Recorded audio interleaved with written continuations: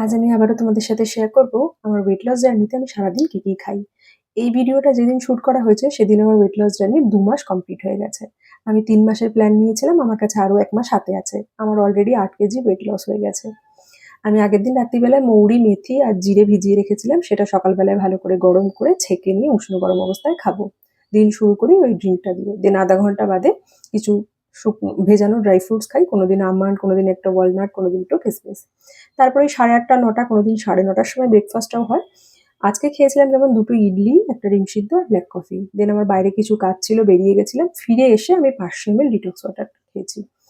Detox ওয়াটারে কিছু নেই, খুবই সিম্পল, ভেজানো চিয়া সিড, শসা আর লেবু, যেটা আমি আগের দিন রাত্রিরেও বানিয়ে রাখি বা আর্লি মর্নিংয়ে।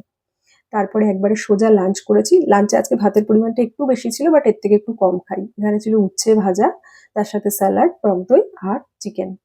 খাওয়া দাওয়া করে আমি ঘরেই একটু হাঁটাহাঁটি বা একটুখানি যোগা করা এগুলো করি। করে বিকালের দিকে আমি একটা ফল খাই, চেষ্টা করি যে সমস্ত ফলগুলো কম মিষ্টি হয় সেগুলো খাবার।